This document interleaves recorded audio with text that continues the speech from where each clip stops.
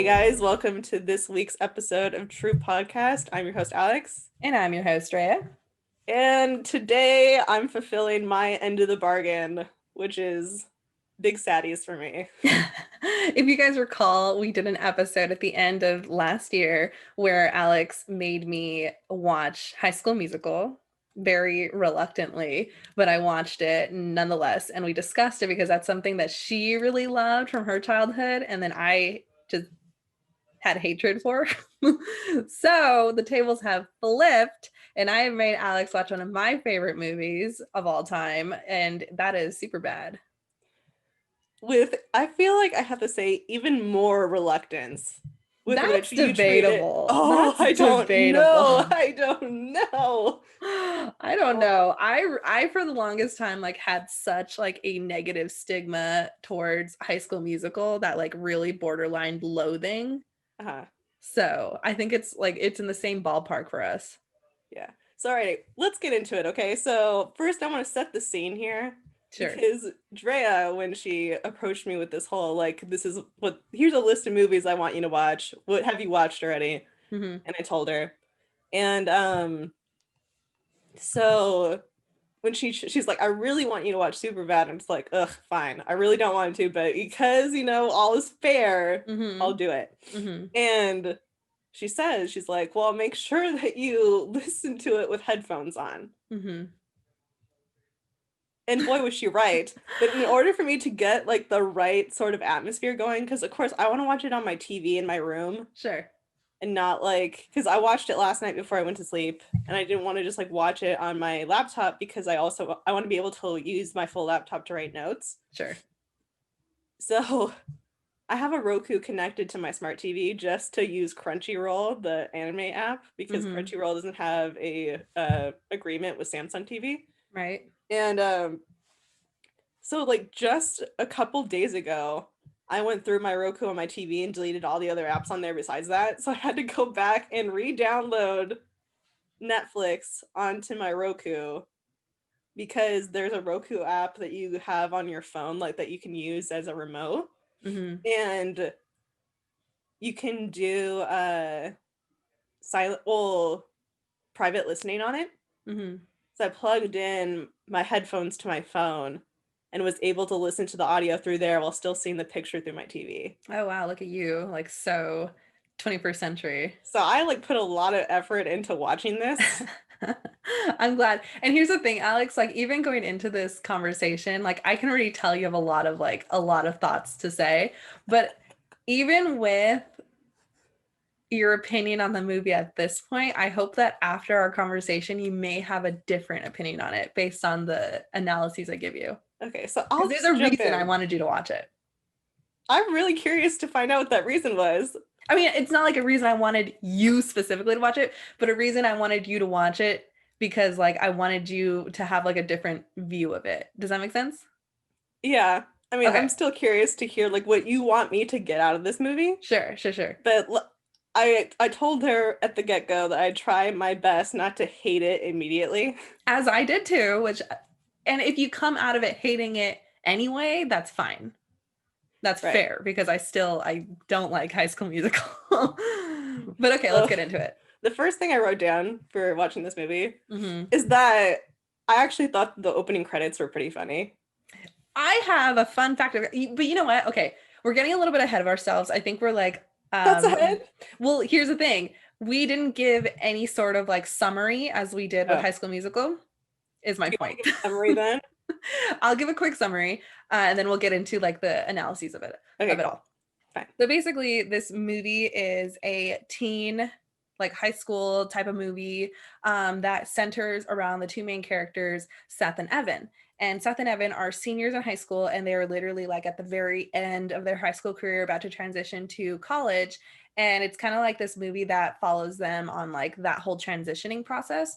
And there's a lot of nitty gritty things that happen throughout the movie, but the whole core of it is that the two boys have crushes on these two girls who are played by Emma Stone, and I forget the other actress's name. Do you know who it is, Alex? No. Okay, some actress, I hate to bag on her, but not relevant. I've never seen her in anything after this, but Emma Stone and this other girl. And so Emma Stone's character is having this like big party end of the year. They're all high schoolers. They're trying to get drunk and like this is this. And it's like a big deal. And Evan and Seth aren't like your typical cool guys and more on like kind of like that loser kind of spectrum. And they Typical get cool guys. yeah. Well, you know what? Well, because you know, cool guys can mean different things. But like I'm trying to say like you're stereotypical, whatever. By the way, the actress's name is Martha McIsaac. I just Martha looked it up right now. McIsaac, sorry to throw shade at you. Not that she cares or anyone in listening to this podcast cares. Anyways, so they get invited to this party that Emma Stone is throwing. And she asks them, well, she and then the other girl ask Seth and Evan to bring booze. And obviously they are underage. So it's like this whole mission of them and then their other friend Fogel, who's played by, I forgot what's his name. He's in Pitch Perfect. For like a hot second. He's a judge. Literally just closed the app. Well, the judge in Pitch Perfect, like the one that's really skinny, he's Fogel. And like them two and Fogel, they like go on this whole excursion to try to buy booze. They run into cops. Like there's this whole like, it's just like this like horrific kind of thing. Ultimately, it ends up with them going to the party without the booze that like the girl asked for, but like she was like super drunk anyways. It didn't matter. And long story short, they do kind of get with the girl, but then mess it up in a way because like Seth's girl, he like is so drunk that he like headbutts her when he's passing out and like it's all bad. And then Evan's girl is so drunk that like she's trying to get with him and he's like, you're so drunk, I can't do this. And then it ends up with that like the party being raided by the cops and like them hightailing it out of there, going back to Evan's house in sleeping bags and like having this kind of like intimate moment, like best friends, like bromance kind of deal. And then the movie ends with them at the mall and they meet up with those girls again. And the girls are basically like, hey, thanks for being so nice last night. And each of them go with their respective girl that they were interested in. And that's basically how the movie ends. Mm-hmm.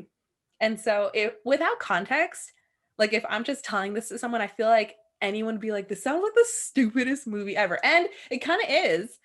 But let's get into it because it really isn't as stupid as it comes off at first. So, opening intro, Alex.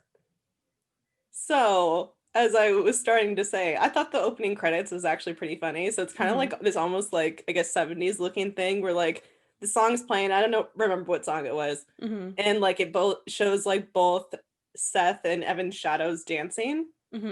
And by the way, Evan and Seth are played by Michael Cera and Jonah Hill. Yeah, right. So yeah, they're both dancing, and I thought that Evan's dancing was actually pretty funny. Okay, so my fun fact about this is because I have a fun fact section. Actually, it's funny you bring this up because this is one of my fun facts. But when the directors of this movie were creating the movie, they wanted to do this opening scene with the guys dancing, but they wanted it to be really like indicative of how a high schooler would dance and not just like, oh, let's train them in dancing and this is this. So they just were like, okay, go in front of the camera and improv dance, like just anything you want to do and just do it. And the thing is that Michael Cera was like, I'm going to do you one better. And he was like, on Blu-ray, you can have an hour-long like main menu video going without it ever looping. So I'm going to improv dance for an hour straight and we're going to put it on the Blu-ray main screen and people will watch a whole hour of me dancing without it ever looping. So Michael Cera is literally just like improving, like no training, like just doing it for a whole hour. And they use that for like that scene. And then also if you have the Blu-ray version, the main menu, you can watch them for a whole hour just dancing. Yeah. I mean, that is pretty funny. You know, I guess was reminded, and this kind of goes into my next point actually, is I was immediately upset by Jonah Hill. Okay, why? Like the opening like scene with the whole like porn thing? Yeah, yes. So like I don't need to go. Here's the thing. And the reason why Drea had to force me into watching this movie is that movies that are overly crude and have too much cursing, like immediately just turn me off. Like I'm just like, I don't want to watch it. Right. So I immediately get hit with both of those things in like the most extreme way. Right. That it was kind of like, if it wasn't that I made like a very like, that I want to do this for you for the podcast, I would have just turned it off. I knew you would. Like immediately I wanted to turn off this movie. Yeah. But yeah, so like my immediate like annoyance with Jonah Hill's character, like, made me like think, this is kind of weird for me, because usually, like, I guess I kind of like things that Michael Cera is in. Like, he kind of Mm-hmm. has the habit of being in stupid stuff like this, which I don't really like. But he is like good in like Arrested Development and in Scott Scott Pilgrim. Pilgrim. Mm-hmm. So I mean, I guess there's that, but I'm just kind of like, man, like, you're immediately making me favor Michael Cera's Michael character. Cera, like right off the bat. Because Jonah Yeah. Hill is all talking about gross things about Michael Cera's mom, like at the beginning, talking about dirty websites. And literally, the worst part of any character that Jonah Hill plays Mm-hmm. is that he just doesn't shut up. He just Yeah. rambles on forever. So I'm just like, I feel like 100 years has passed and he's still talking about Michael Cera's mom and these websites. Mm-hmm. And it was kind of like, I never thought that I just sit here and prefer Michael Cera. Yeah. And to go to your point, I feel like this is the same thing that happened in High School Musical, where like I would say something, you'd immediately be like, well, I have a rebuttal real fast, you know? But so in regards to the profanity, there are 186 uses of the word of the F word throughout this whole movie, and it's very intentionally done so. So Seth Rogen and Evan Goldberg, who are the writers of this movie and the producers, directors, whatever they were, they actually wrote this movie when they themselves were in high school. Mm-hmm. And that's also why the main characters are Seth and Evan, because like Seth Rogen, Evan Goldberg. Right. So it's written like kind of about them. And their intention for this movie was to show how immature and how awful a lot of like high school boys can be. Well, I believe it. Right. And they like it was intentionally written that way because they wanted to show how even the worst type of boy can ultimately be good at the end, and like how they didn't like screw the girl, you know, when she was like drunk and stuff. Like it was to show like a silver lining that like, okay, like like Maturation. maturing, whatever can happen. And like it's the reality that like high school boys are this like gross at some point in their life, or like a lot of them can be. Right. So So, all of that was very intentional. well, they did their job, because I Mm-hmm. immediately was just kind of like, ugh. Well, so that goes in my next point, which is, so near the beginning, like after all of this nonsense that Jonah Hill's character is talking, that Seth is talking, like they finally end up. See, here's the thing: is that what they do really well is show, what an idiot high school boys can be, because like Mm-hmm. after Jonah Hill picks up Michael Cera, so after Seth picks up Evan, I should just talk about them in the character names, but I Right. keep forgetting. So Seth picks up Evan, and they drive to school, and Seth, like an imbecile, is just like, hey, let me just park in the faculty parking lot, and Yeah. let's go to a 7-Eleven or whatever Yeah. convenience store so I could Mm-hmm. get a Red Bull, and make Evan pay for it Yep. too. So he's talking nonsense this whole time. He's talking trash on Evan's girl that he has a crush on. And Mm-hmm. like they leave the convenience store, and Seth immediately gets picked on. And I wrote this down, like immediately after it happened, I wrote this down. That Seth is so annoying to me that I almost didn't feel bad for him that he got spit on Mm-hmm. by that bully. Yeah. And Like he gets spit on, I'm just kind of like, well, great.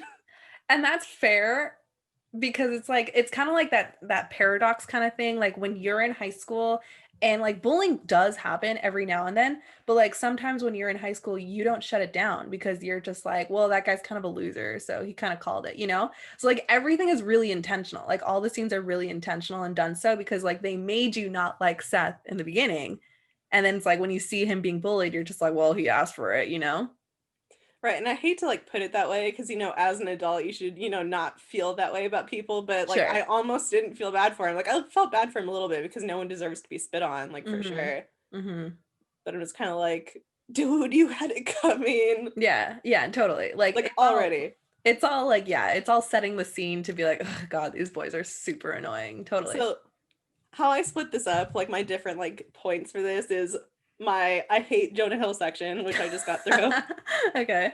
The the whole mission to get alcohol. Oh my God, so funny. Then Okay. the Dartmouth debacle. Mm-hmm.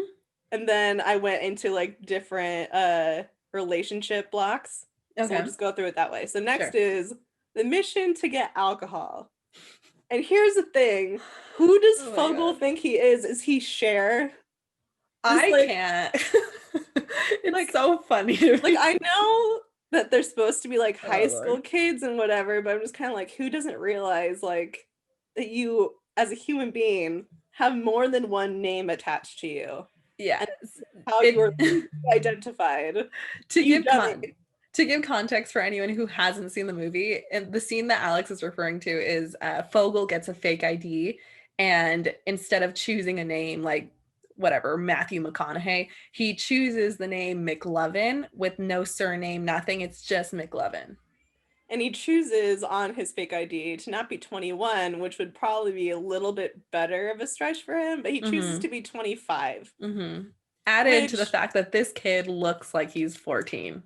he looks like he's 100 pounds soaking wet. He's the he's super small, Mm-hmm. super frail looking, and the actor actually looked young. Mm-hmm. Yeah. Because like my next point when this was Well, the Jonah actor's Hill. actually 17 at the time. Oh, is he really? Yeah. Well, there you go. Because I'm just like he looks like a child, Mm-hmm. whereas Jonah Hill to me looked old enough to buy Like a alcohol. 30-year-old. Yeah, Yes. absolutely. Like actually, that's one of the first things I noticed about him. I think in the movie is just like, man, you look old. And that's kind of funny you say that because it's like that's the running joke in 21 Jump Street is that they Yeah, look like old men in high school, like they look like impersonating the narcs. Yeah, kids. So I feel like I don't know if it came from this, but like definitely it's funny you say that, and then that's the running joke in his next big movie. Well, I don't know if it's his next big movie, but like one of his next big movies. right. And so obviously there's a lot of stuff that happens in their whole mission to get alcohol to this party. Mm-hmm. Because first of all, adding another point to Seth is a human trash bag. So one thing that happens in the movie is, they go to that liquor store to buy the alcohol, right? Mm-hmm. And Fogel, he actually does it. Like he's able to buy the alcohol. However, this convenience store like happens to get robbed right at that moment, so he gets like Mm-hmm. decked in the face by the robber, Mm-hmm. and the police get called. And because Seth and Evan are doing something gross and stupid, they don't notice like what's going on. So when they get there and they see that the cops are there, they assume it's because they found out that he's A fake 18, ID. 17, whatever. Yeah. Mm-hmm. So this is what's happening. So Seth's whole thing is, let's abandon him now. Let's just abandon our homies. But okay, to play devil's advocate, if let's just say hypothetically, because I knew you would never be in the situation, but if you were in the situation where you're with a friend and you're all underage and they're just about to get busted for like trying to buy alcohol while underage and you're not currently involved, like you're just watching it happen, would you wait there and be like, by the way, I'm also involved, or would you run away? I feel like neither. I would run away. Like, to be completely honest, if I was a young kid, I'd be like, I'm out of here. Here's what my compromise to that probably would have been, which, as you pointed out, I would never have been in this situation at that Mm-hmm. age, Mm-hmm. or ever. Right. I mean, me neither, but just to, Yeah. So I think what I probably would have done is I would have just like lurked in the background, like outside, to see and like like what would watched. happen. Mm. I would have not tried to keep going to the party, because that's even what makes Seth worse, is that he's like, Yeah. well, we still need to go get alcohol. We're leaving Fogel behind to be arrested. That point Let's is go fair. find alcohol and go to the party still. That point is fair. Yeah. If I was in that situation, I would be like, okay, well, the night's a bust. Yeah, I would go home and probably contact Fogel's parents. Totally. Be like, hey, first of all, my car got towed, Seth, Mm-hmm. because I parked in the faculty lot like a dummy.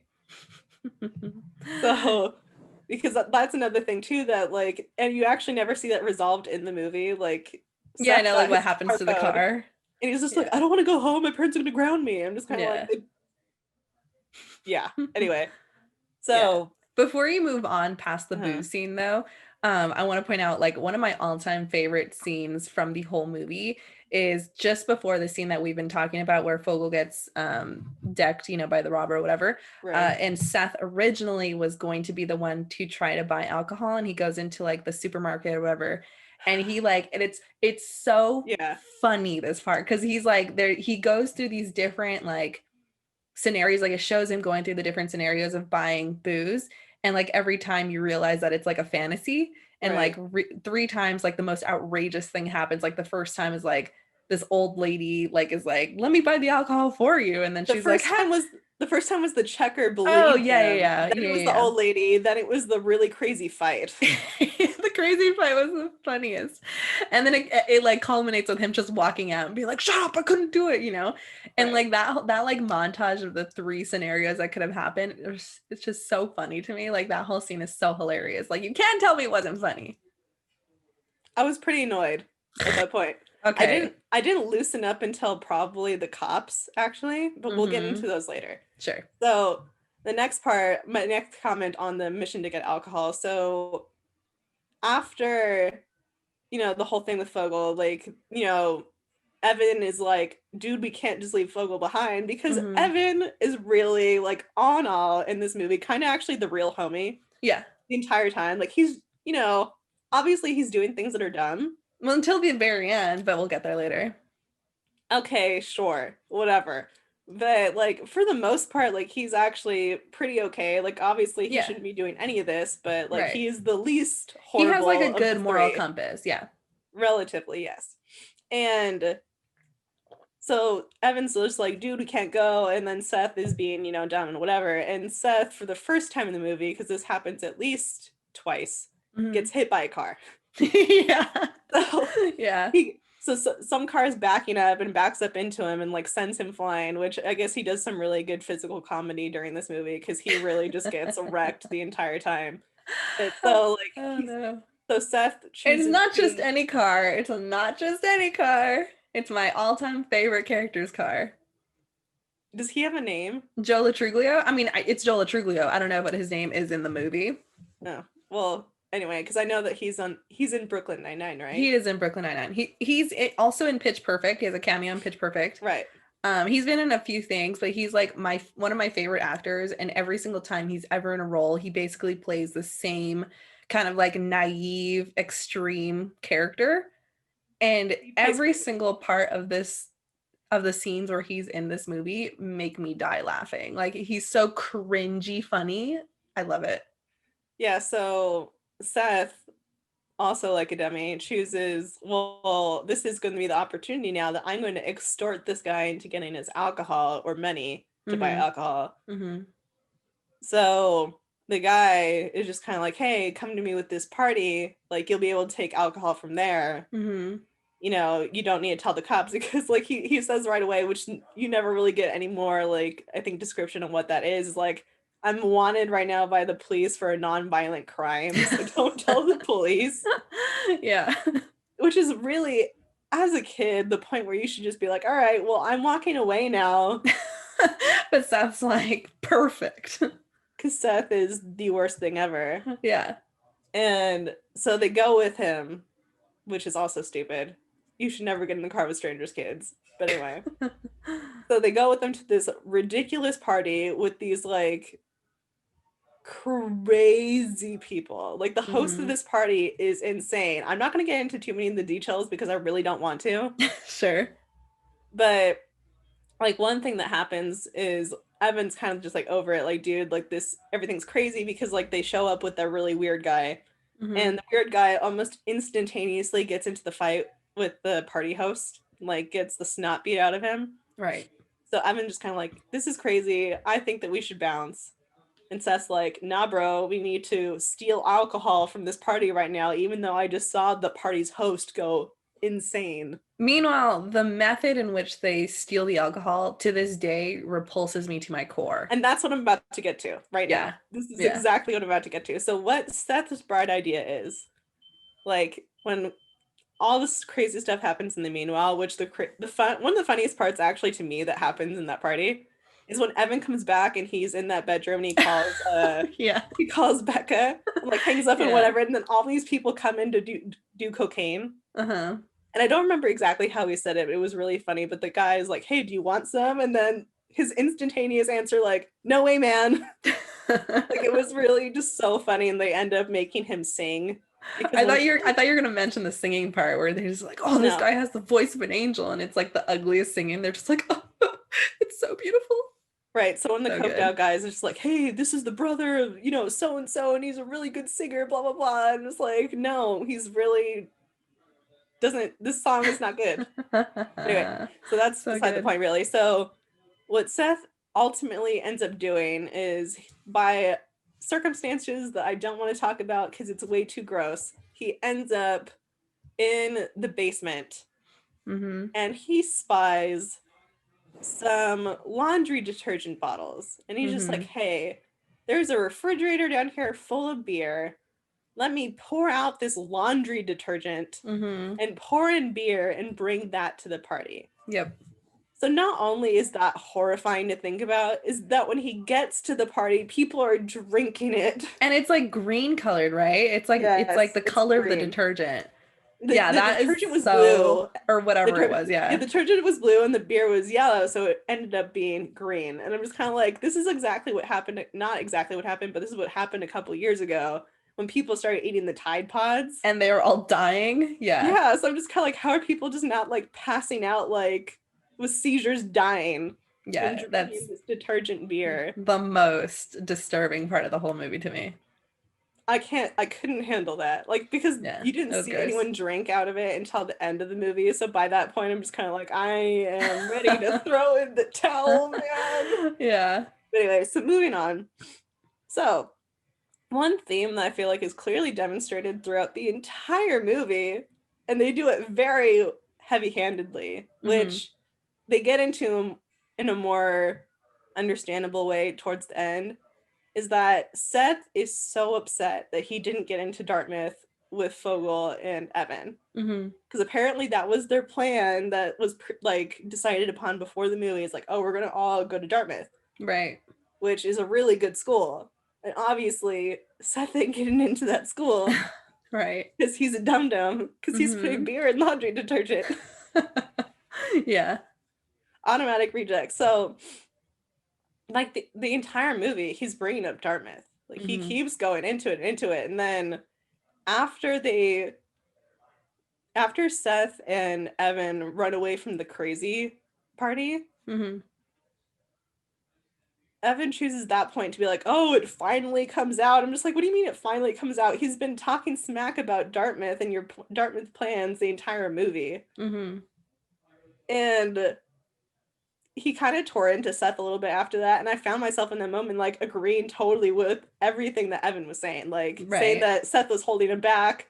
100% he was, because he just doesn't seem like a good friend, because Seth is so selfish, right? Everything in the movie that I had seen, at least, was about Seth and what he wanted. Right. Absolutely.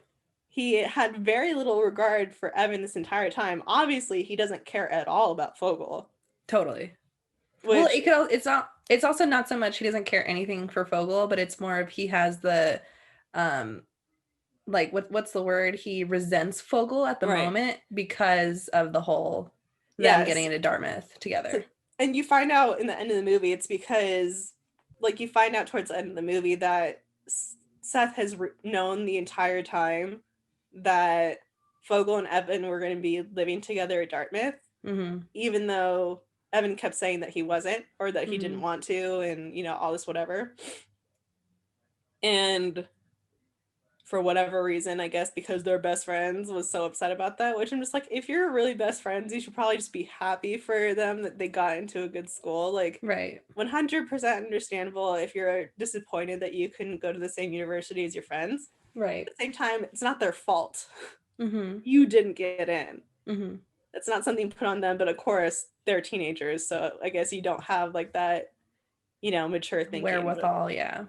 But yeah, I'm just kind of like, I kind of understand why Evan would be like, dude, you're holding me back, and dude, you're super selfish, because he really is. Totally. So, and then I guess getting into like the different relationships between people that are evolving like over this entire time. So Evan and Becca, really actually pretty cute in the beginning. Because like he's just crushing out on her or whatever, and it's actually really sweet because the entire time like all he's ever gone on about is that he respects her so much. Right. So, you know, I actually was like, hey man, I can root for this relationship a little bit. I mean, not in the way that they were aiming for. So you liked it in the beginning. What is your so you didn't like it at the end, is what you're saying? it's not that I didn't like it at the end. Well, in the very end, I still did like it, actually. Mm-hmm. It was in the middle when she was acting like a fool when she was really When drunk. she was drunk, yeah. But like, I feel like that made me like it more because it like showed how Evan, like he wasn't just like talking a talk. Right, He yeah. like walked the walk because he And was that, saying like I respect her, da da da da, and then she was really drunk and she's like, let's have sex, you know, and then he's like, I don't want to, like, you're not gonna remember this when you're sober, and like, you know. right. I mean, yeah, I wouldn't be condoning really any of that behavior, but as it happened there, I'm just kind of like, all right, I can be happy with the fact that he's just not trying to take advantage of a drunk person. Right. Just like that makes you okay, because that's like the opposite of everything that Seth was trying to do. Right. Because Mm-hmm. he was only trying to get with Jules while she was drunk. Mm-hmm. Which is so funny because that's the exact opposite situation where Jules was totally sober and he was Yeah. like out of his mind.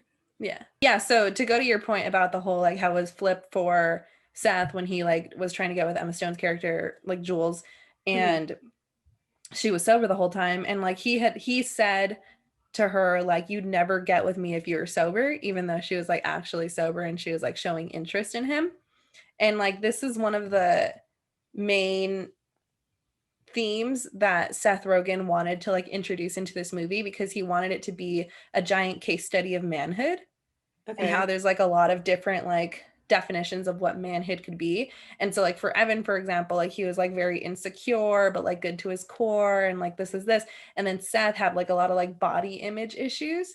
And so like when he was saying that, like obviously like when you're drunk you tend to say things that are like you wouldn't normally say when you're sober. And so he's telling her like, you wouldn't be with me if you were like sober, this is this, you know. So it's like showing how he was like, he didn't have a very good like self-image of himself. Right, yeah. And so it was like breaking down all these like barriers of like men are supposed to be very confident, they're supposed to be very bold, and they're the ones that put themselves out there. And so it was supposed to show how like that's not how it is. Like there's more of a commentary on like the mental wherewithal of men. Right. I mean, I have to say that Jules as a character like seems to be like the coolest and most understanding person ever for all the like shenanigans she was put through since the beginning of the movie. Totally. Like I don't understand how like we got to the end. Mm-hmm. Like she's giving him another shot after like blowing it so many times. Mm-hmm. And just Well, kind of like like, it dude, like, you're so cool, but you really deserve better than Seth. oh, I Especially mean, totally.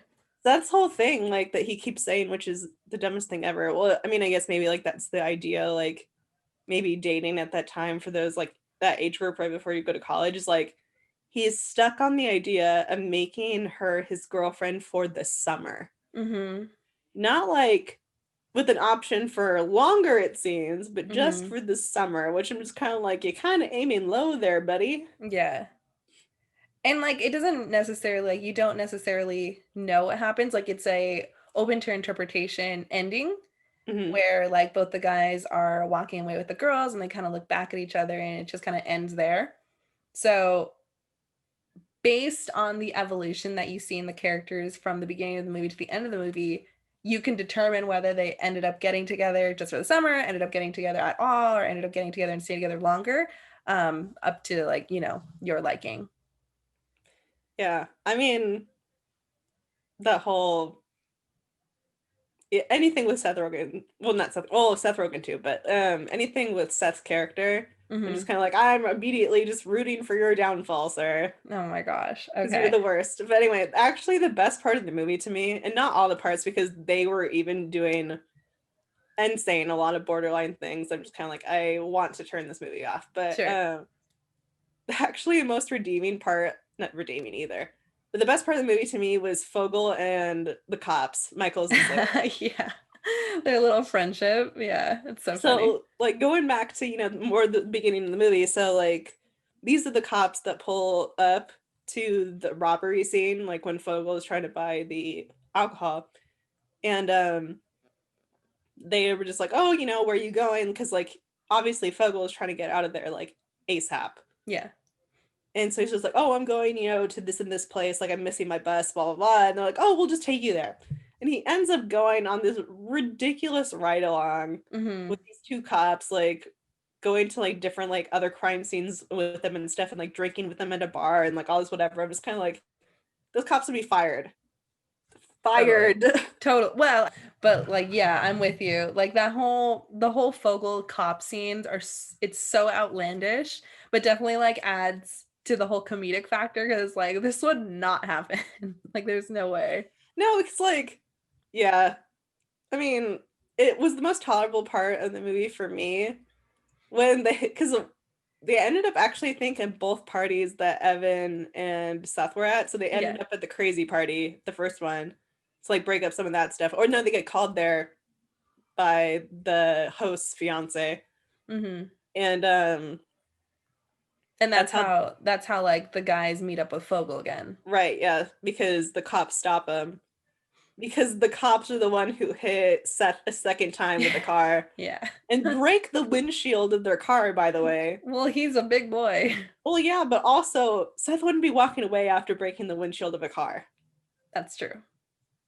Because he totally just like is fine. I mean, it's all, a movie. Right. So yeah, like they try to like, well, Fogel's still in the car at that point, so he doesn't know that it's his friend. So he's just like, hey, like we just like I think Seth Rogen's character, Michaels just gets back in the car, just like, hey, what, will you write down, testify that this is what happened, to make it seem like they didn't actually just run over someone. Mm-hmm. And Fogel's like, yeah, man, you guys are cool, all that stuff. So, that's like kind of how it goes. Like they tried to get Fogel to, like write down this is what happened. And then eventually they break up Jules's party, mm-hmm. which was really funny. And actually one of the only redeeming moment for Seth for me, because at this point, Evan is like really upset about Becca and he's like getting totally wasted. And Seth doesn't want Evan to get in trouble, so he carries him out of the party. Mm-hmm. So I'm just kind of like, that's the only kind of nice thing you've done for your friend this entire time. But anyway, so there's this one like really like short, like 5-second scene where like they're kicking people out and whatever. And then all of a sudden it's Slater, it's Bill Hader's character. Mm-hmm. And like he has 2 drinks in his hand and he's just dancing alone in a room. And just kind of like, man, that cracked me up. I love Bill Hader. Yeah, Bill Hader's so funny. I love him on SNL. Oh, when he was on SNL. Yeah. And then at the end, like they end up collecting Fogel again. And it's kind of like, we just wanted to show that cops can be fun too. I'm just kind of like, yeah, okay, bro. Yeah. It's and then so they arrest him in front of everyone to make him look cool. So all of his high school friends can think that he's like a cool, like tough guy and whatever. Bad boy, yeah. Yeah. So then they go to a parking lot because they have to, take care of the squad car now because there's so much damage to it from all the nonsense they've done so far in this movie. Yeah. And Bill Hader is doing drunken donuts in this car and ends up hitting it against a light pole. So they decide then, because they still have some extra alcohol, that they're just going to light it on fire. So like they pour alcohol over it, and then Seth Rogen, Michaels, throws a Molotov cocktail at it. And then they let Fogel shoot at it. Yeah. So outrageous. It's such an outrageous scene. Yeah, so I think them, like, they were the biggest scene stealers in the movie, and I think that it was really necessary for me because I was getting so annoyed at all the kids. You basically are supposed to be annoyed at the kids. But if you don't, do you have any other comments? Because I want to share, like...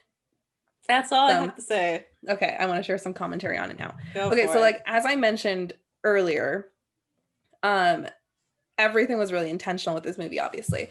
And so this is a really, like, influential benchmark movie for our generation because prior to this movie coming out, like a lot of the teen movies that were, very popularized and like considered classics or like 16 Candles, like Revenge of the Nerds, American Pie, like a lot of those movies that had these like themes of like, let's get drunk, let's like have sex with the girl and like party, until like, we can't party anymore.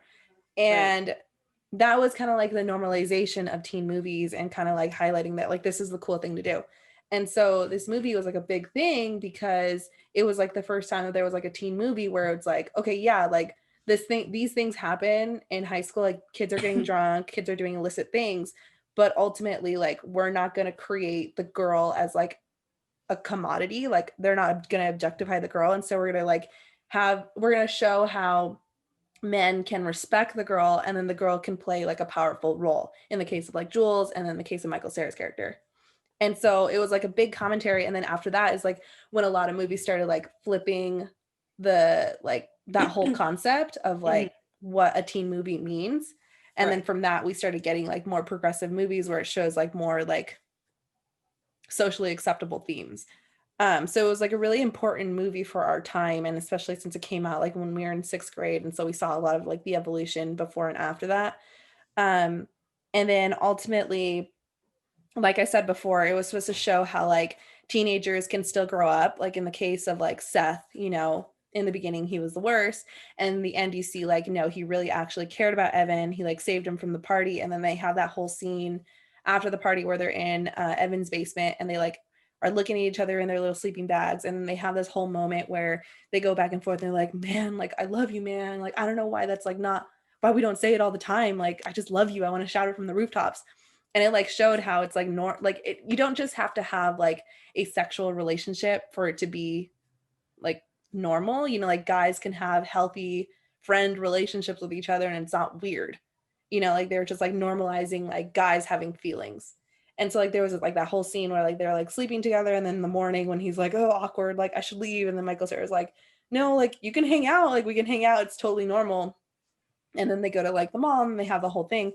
And it like showed how, you know, basically like, yes, they're fools, but like at the end of the day, they care about each other, they're friends, like they're trying to move past it, you know, when Seth Rogen had that whole like come to Jesus moment where he's just like, I'm not mad at you, man. Like I'm happy you're going with Fogel. Like I just needed time to like process it, you know. And in the end, they when they're like going away their separate ways with the girls, and then they keep looking back at each other and just like staring at each other, and it kind of like shows that whole like wholesome like this whole movie they've just been fixated on the girl, when at the end it's like, but like I want to be with my friend, like I miss my friend, I care about my friend, you know. Yeah. See, I don't disagree Mm-hmm. with, the things that you brought up, because I'm sure, you research those things and whatever. Mm-hmm. The only thing for me, which, is a very typical comment I feel like coming from me, is that if they wanted to make those, statements, Mm-hmm. to me, it's getting buried underneath all this garbage. Sure. I feel like that's fair. I feel So like I'm you're not like, I'm seeing, like, it takes me really having to look at it to see the point that they're trying to make, because I'm mm-hmm. getting so distracted by all the things that are taking me off. Mm-hmm. Sure. Because, like I told you, I would have turned the movie off within the first 5 minutes. I Sure. wouldn't have even made it to the end to find like their, whole, oh, some guys can actually be good to girls and some girls could actually, be really cool and like have, good power dynamic or whatever. Mm-hmm. Like I would have loved that if it could have just calmed down a little bit. Because I feel like, you said that this came out when we were sixth grade. Sixth grade, yeah. So to Or me, seventh, sixth or seventh, something like that. well, I know that during that period of time, like that, at least in my consciousness, like marked a time where all these really irritating movies were coming out that were Sure. like of the same like type.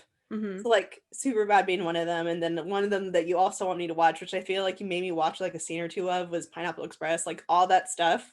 Did that come out at the same time? I think around the same time, like within a couple years of each other. That's what I mean by like, relatively soon to each other. Mm-hmm.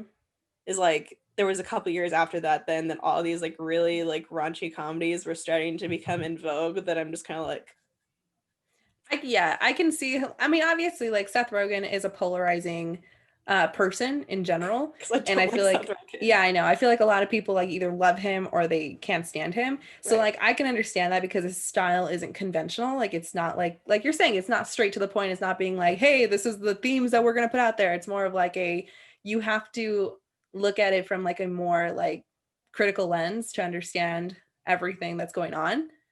So I can get that. Like I get why you would have such a hard time watching this. Me, on the other hand, like obviously, like I like Seth Rogen. I think he's funny. So I had a much easier time watching this and also getting like, you know, the message from it and Right. all that good stuff. But that being said, I hope you can now look at it with a more understanding eye, even I though you're not suppose necessarily like going to choose to watch it again. I'm definitely not going to choose to watch it again. Right. But yes, I can concede that, if those were the points they were trying to make, they did execute them in some kind of way, not in the way that I would have wanted them to, but in a way that was there. Mm-hmm. But it's actually really funny what you said about like the teen like movie sort of deal, Mm-hmm. because actually one of the guys doing cocaine at the party, he played Michael in 10 Things I Hate About You, which is another really big teen movie. So like when I saw, and he had some really like direct lines with Michael Cera, like he had his arm over his shoulder, I think even. So I was actually looking at that last night, and it struck me as I was watching him, just like, like these are like two different generations of teen like actors, like teen movie actors, like right next to each other. It's kind of like, if that was an intentional thing, that's actually kind of clever. I don't know if that's intentional, but it very much like could have been. That's funny though. I wouldn't have known that. I definitely don't know that trivia. Yeah, because I had just watched, like a couple weeks ago, I just rewatched 10 Things I Hate About You, because I love that movie. Well, and that was a pretty big teen movie for its time. Yeah, I mean, there's like a lot of teen movies that like, I mean, you could say were like big teen movies, but like, I guess like the most influential ones were the ones I listed. But I mean, I can name like a bunch also, like, John Tucker Must Die, like, like a bunch that I really liked. But yeah. So that being said, it's kind of funny because I told you last time that I wish I was watching, like I was with you when you watched High School Musical, because I would have loved to hear you like yell at the TV. Yeah. If you would have been with me watching this movie, I would have been yelling at you the entire time. That's why I didn't want to watch. I didn't say at any point I wanted to watch it with you. I just wanted you to watch it. Jonah Hill's the worst. Looking at it in hindsight now, though, with like the commentary, and now that you've like seen it all as a whole, like, can you at least say that like it wasn't as horrible as maybe you once thought it was? Honestly, I didn't really have like much of a idea what it was about before. Okay. I can say that the movie leveled out at some point. Like at some point it stopped being so exhaustingly irritating, and like it leveled out, and then kind of like, okay, fine. I'll say that. Sure. Because at the beginning I was ready to throw some hands. Sure. That's fair, because when it comes to like the Seth Rogen movies, I feel like this one isn't like one of my all-time favorites in terms of comedy. I think it's one of my all-time favorites in what it stood for. But anyway, for next time on watching a movie you haven't watched before, apparently what's going to be in your future is watching High School Musical 2. Seriously? That's the next one you're going to make me watch? No, it's probably not. My God, I imagine that I'll probably make you watch The Greatest Showman, because I'm so over you and you not watching I do want to watch that one, so I would be okay with doing that, definitely. Okay, that sounds good. That's fair. And then I will also choose a movie for you that you haven't seen that you don't necessarily hate either. That's good.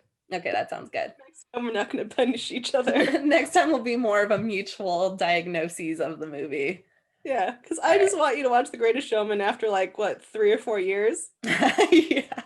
And I really want to watch it too. I just haven't. And I've been, and like just of late, like I keep on seeing it come up on like my recommended on like Netflix or something, or wherever it's streaming, like Amazon Prime or something like that.